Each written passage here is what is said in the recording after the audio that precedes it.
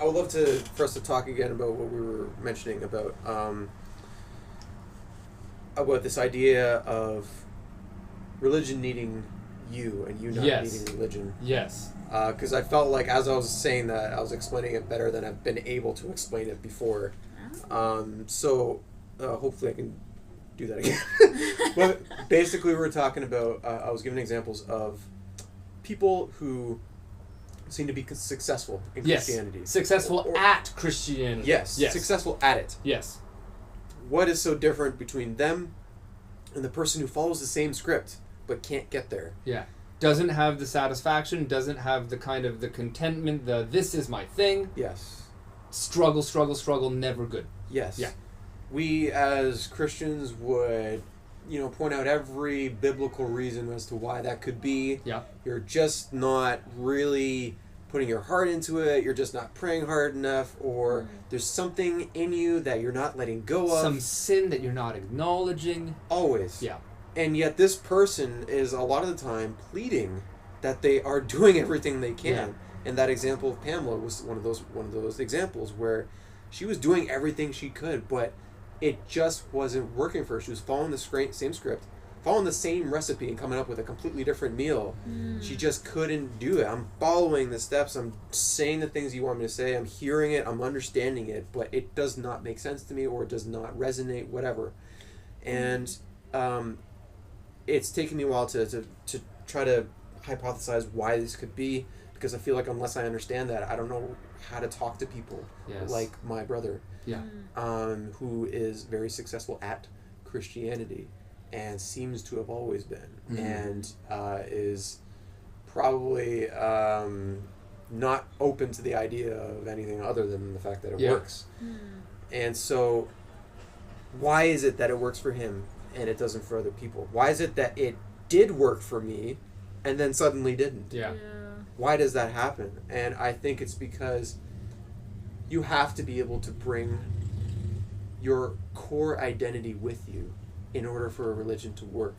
If you are somebody who naturally gravitates toward a certain field, and that field is something that's going to bring you fulfillment, if you're in a religion that allows you to still do that, it's not a questionable field, it's not a dangerous field spiritually, then you are a lot more likely to be successful at that religion, because you don't see that you're actually still getting to be a successful human being apart from religion, but religion is getting all the credit for it. Yes. So you have some people who are not allowed to bring certain aspects of their identity in with them with the religion. They are people who might have a certain kind of sexuality, or they might have a certain profession that they want to go into that is like I wanted to go into mental health, but I wasn't. That's hard for an evangelical. Oh yeah, you can't do that. Like maybe not. Like it's hard. It's hard because it's problematic. Well, because Christ is the solution to all mental health issues. Yes. For a lot of Christians. So if you take secular mental health, then that smells like self-esteem. It's like self-care, but we shouldn't have self-care. We should be looking to Christ. Christ care, Christ esteem. That and the last thing you want to do is as a Christian, is tell a homosexual it's okay to be a homosexual, because as a counselor you're supposed to be able to do that. Yeah. So I'm like, well, obviously I can't say that. So Jesus would be so pissed. So I can't do this with my life, and so. I kept making decisions like this where there was aspects of my identity that I was throwing out very slowly and steadily, trying to really embrace more Christian because those things wouldn't conform to the image of Christ that the religion was providing. Right. So we would naturally label these things as ungodly or just not worth it. Yeah. And it should naturally follow that we feel the same way. But for a lot of people, it doesn't happen that way. Yeah. They try and they distract themselves, and they may lie to themselves, but fundamentally, if you can't bring this real aspect of who you determine that you are into the religion with you, the religion is not going to work. No, because the religion requires you. It requires a happy, healthy, or not happy. It requires a healthy host.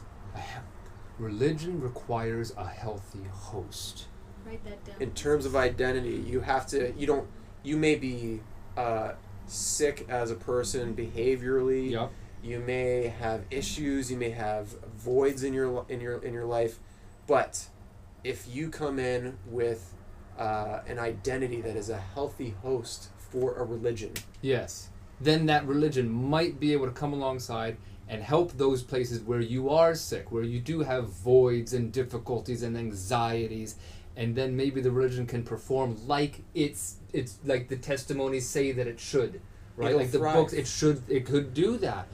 But to say then that there is a global cure-all religion, then it's impossible. It's It is. absolutely impossible.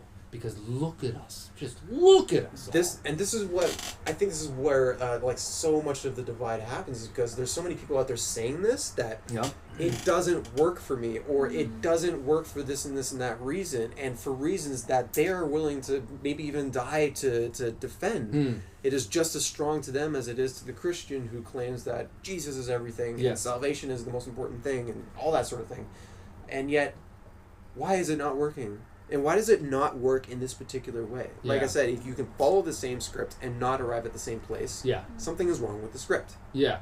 And we were talking about this jug of water. If you drink this jug of water and it revitalizes you and Quenches my thirst. quenches your thirst, saves you from dehydration, death, And makes me feel satisfied. and satisfied, Yeah. and then you drink it and it poisons you or kills you, why are we continuing to serve the exact same thing to both of you? Yeah. Why are we not trying to figure out what is wrong with this water, or what is different about your immune system compared to your immune system? Why are we not doing more to understand that about religion? Yeah. If we take a religion, pour it in everyone's glass, and everyone who drinks it gets this wildly different thing, why are we not spending more time trying to figure out why that is, as opposed to just getting better at demonstrating, or at asserting, I should say, Yeah. that no, it's the same for everybody. Yeah. Yeah. And like, this is just not good enough. No. This is not good enough. We have so many examples of people who it does work for, but it doesn't align with the people it doesn't work for. Yeah. And it should. Yeah. It should make the same kind of sense in both cases. And if we're able to accept that, then suddenly, we can raise our eyes further and say, all these other systems out there, they're the same sort of way. So people running around with these different religious systems, and not just religion, I think that religion kind of serves an aspect of humanity that other non-religious things can do as well. Sure. Right? Like, I don't know what, like art or something like that, Sure. right? Like, or anything. All those other things then become validated Right. for the people that they work for. Right. Right? And so that kind of allows a real pluralism that we've kind of been searching for, a way that we can all walk different roads together. Yes. Which is because, like, when I started losing my faith, one of the big thing everybody was saying was, we're going to fail now because how can two be together unless they agree? Right? Right. There's those unequally yoked Bible verses. Absolutely. Which is interesting because the context of that verse from the Old Testament is, how can two meet unless they agree to meet? Right? So, but we take it, how can two people agree unless they have the exact same religion and experience of that religion Yep. and worldview? As it turns out, you don't need the same experience or worldview. You need something that is satisfying you, hydrating you, making you healthy, and not poisoning you. Yes. Unconditional love. And unconditional love is the closest thing that we can get to a universal, this will make human society and human individuals flourish. It's Right. like, I think it's the closest thing. Love without condition. And that means we can't be pouring that down other people's throats, especially if they say, this isn't for me. Yes. Yeah. They're spitting it out. They're choking on it. Literally choking on Just it. drink more. You're using the wrong glass, or you're drinking it at the wrong time of the day, or whatever. But it's supposed to go in you. Like, Swallow. This is not good enough. This shouldn't. not good enough. This shouldn't be a good enough Yeah. argument for anybody. Yeah. Because, I mean, if it was this global thing that worked in every situation, then all of a sudden, then I think we would find that a certain Christian denomination would be made up of the most powerful, beautiful people imaginable. If this was the Totally. real thing, then surely, I mean, C.S. Lewis actually said once, if we all took Jesus, if we all did real Christianity, surely the whole world would be converted in 20 years, Yeah. right? Yes. And it's like, so where, because I was always into like the idea of spiritual power. right? Ask in my name and you will receive. And I would take that in spiritual ways. Not like I ask for a car, I'm going to get a car. More like I ask for mastery over my sin through the Spirit, and I'll get it. I believed that was going to be, where's the evidence? Right? And that was to greater or lesser success, but it's as if if the power of the Holy Spirit is a part of this in every single case, then where is it in every single case? Yes. Instead of these flourishes, not randomly, but we're rarely. empty ourselves, Christians. Yeah. I feel like if we stop judging, start loving. There might be power And breathed keep back praying, into this ancient you know? religion. And this is a similar topic to what we were wanting to cover, which is when change occurs, what is actually causing this change? What is the source of these life changes Yes. that are being attributed to many different sources? Because the Jehovah's Witness at my door says the same thing as the Brethren guy. The Jehovah or Jesus helped them overcome their struggles, right? Or the Muslim guy who says the same thing. Or the poet who just dove into their art and that did a similar thing. Yeah. Or the person who was cast into the river. Yeah. That was apparently enough for him. Yeah, eventually. Yeah. But this is a method apparently that got him to the same place that all these other people got to. Yeah. So if everybody, you have a line of medications and all of them are claiming to cure this one disease and that they're the only cure for it, but 9 out of 10 of them get you the cure. Again, this should be a much more difficult question than what religious people usually make it out to be. It should confuse the hell out of us. Yes. Why are these other people being successful and compassionate? I thought we had cornered the market on compassion and spiritual success. Yes, and this isn't just something that you can kind of wave away with, like, atheists can be moral as well because you can do good deeds or you can do whatever, but fundamentally you don't have any justification for it because you have no objective morality or all those arguments. You have no hope for the future. You have no hope for the future. No real meaning. So why could you believe in nothing? It goes nowhere eventually. What's the point of it all? This is just nonsense, right? Yeah. How terrible would it be to say that the small amount of time that you had with your child was meaningless if by the time they became a teenager and then died, they weren't saved. But you're going to live forever because you're a Christian. Does that mean that time that does not get to go on forever was an ultimate waste? Was a waste?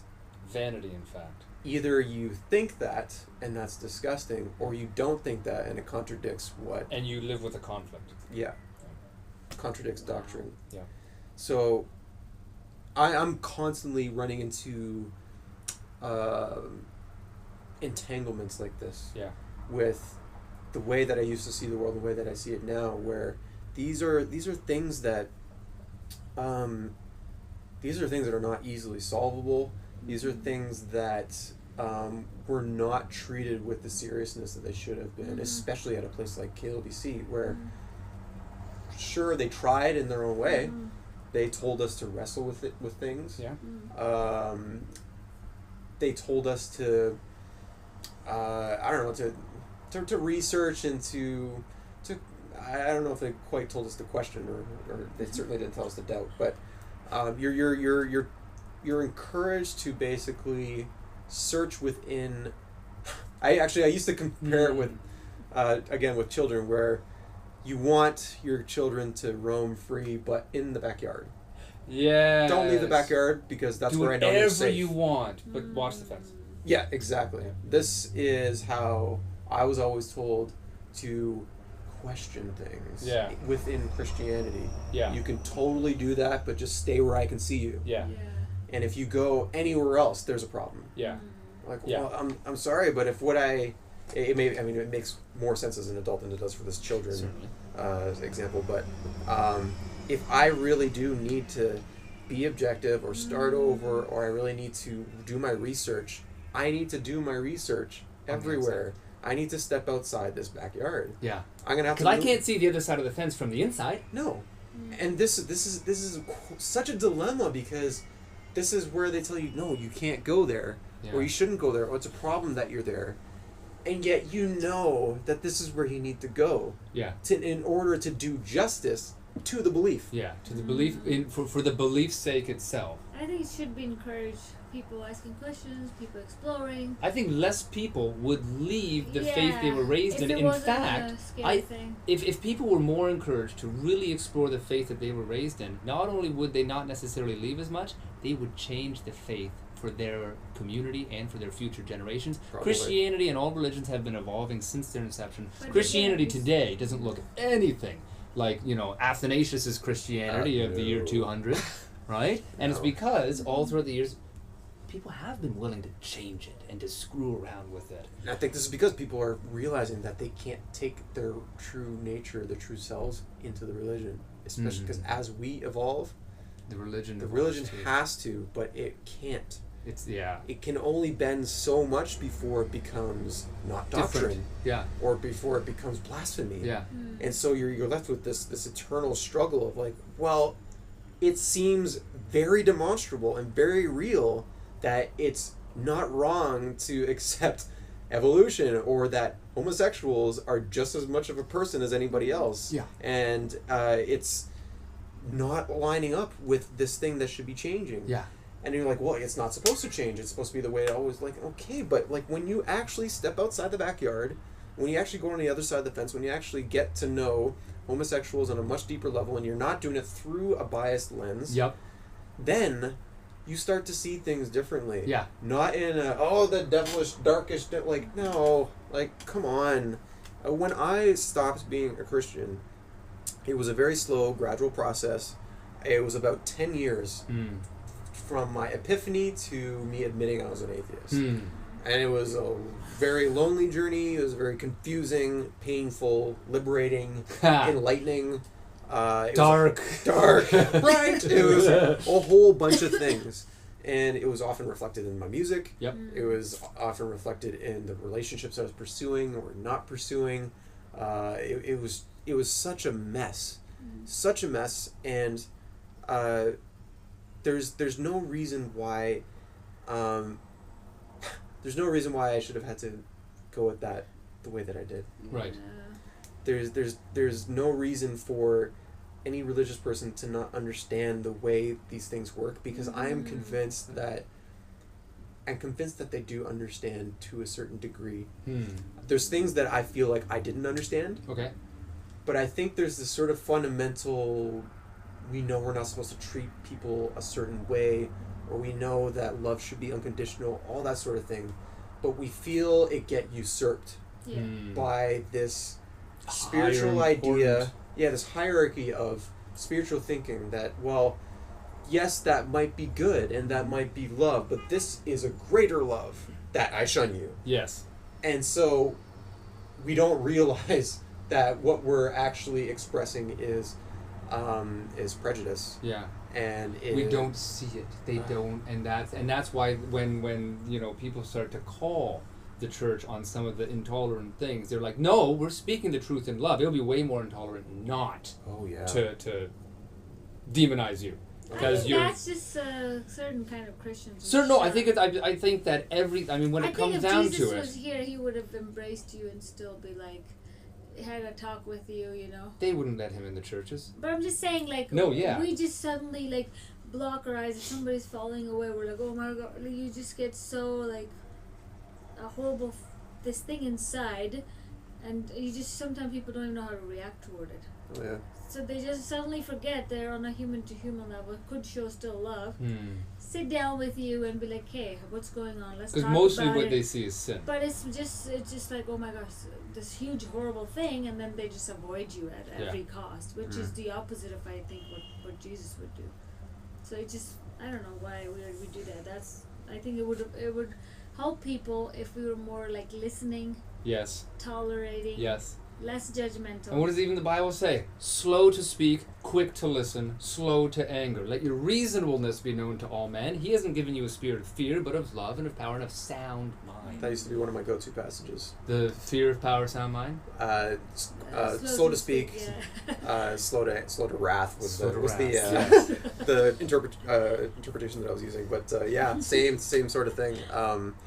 I had my go-to verses. I had, we all had to read through the Bible. Yep. cover to cover in order to pass the year. Yeah. I keep seeing online in these debates and whatnot this tendency to think that people who leave religion were never really in it. And I've also kind of experienced this from my brother. And my intention certainly is not to bash anyone in my family. Yeah. It's the last thing I want to do. But it was very hurtful that I stumbled upon a sermon that he did about apostates, and he described apostates as people who make a profession of faith, and they do this, they do everything they're supposed to do, but then they willfully and maliciously turn against God and side with the enemies of the Lord. I'm like, wow, that's not at all what happened. I don't know if it's possible for someone to even do that. How does one willfully and maliciously turn away from a system that is a part of them? You can't willfully and maliciously do that. I don't. Apparently, because it was never a part of them. I think this is how they address it, where it's because you never really believed you are able to do this. Yeah, so you must have been faking in some way. And to them, it makes perfect sense. Yeah. Because it needs to make sense. Yeah, because there's no way that you could have left unless it was your fault. Yes. Because it can't be the fault of the system because it's God's system. There's nothing wrong with the system. Yeah, it can't be. It can't be any of those things. It has to be your fault. So immediately, that colors every conversation, and that's it. And that is where reconciliation. And I don't mean reconciliation as in coming back and being one, but reconciliation as in being together. Becomes almost impossible for most people coming out of evangelical. How can you reconcile when the people in your former community and family think you screwed up and are continuing to screw up until you come back? Just being seen that way alone is heartbreaking. It's and I only understand this now, going through it myself, how other people have been made to feel by these religions who do this, that there is so much value that I didn't realize was in my relationships with my family because I felt like I could be myself around them. Yeah. Because we had similar minds about these beliefs. We didn't agree on every aspect of life, obviously. Nobody does. We differed in sometimes taste in music, the trivial stuff. Yeah. And maybe even like the odd doctrinal thing, whatever, so long as it wasn't fundamental, like, how to get saved or whatever. Yeah. Or whether or not hell is real. Yeah, exactly. Why is that a fundamental? That would be a problem. Yeah. But we never really had that, and I didn't understand the value. I didn't understand that underneath that all, I was truly able to come as I was. Yeah. And now that I'm an atheist, I can't do that. I can be invited to things, I can go there, I can make jokes, but I feel dead inside because I cannot be myself with them. Yeah. The real me would have wanted to be, if I was Paul before, I want to be Saul now. Yeah. Maybe not to that extreme of persecution or anything, but if I was a dedicated, passionate person who cared about connecting with people and I hated that divide, I want to be that person now. I want to care about that divide with them now, and I want to talk about this. This is what I think now. I don't know if you ever saw this, but I never did. Shouldn't we be still chasing the same rabbit? Shouldn't we still be after the same goodness in life and humanity and connection with human beings? Why is it that because I'm no longer convinced of these things for a growing list of reasons, why is it that I cannot talk to you without feeling that disconnect, without knowing that behind it all you think I'm deceived? Yeah. Why can we no longer walk together just because we don't agree on this? Yeah. We still are going in the same direction. We're trying, and this was like another one of my relationships. I won't mention who, but she was on the fence with her Christianity, and what I was demonstrating in the relationship was what her family was convinced only Christians could do, and therefore I wasn't getting the approval. I was getting crucified for things that didn't even exist. I was getting painted as something that I wasn't. Yeah. I was getting assumed that I was a certain something, only capable of a certain something, and this was in spite of blatant, in your face, good treatment of her and of her daughter. This was obvious. This was obvious to her, but she was torn between The two worlds. the two worlds, and it's terrible when you think that you have to pick sides.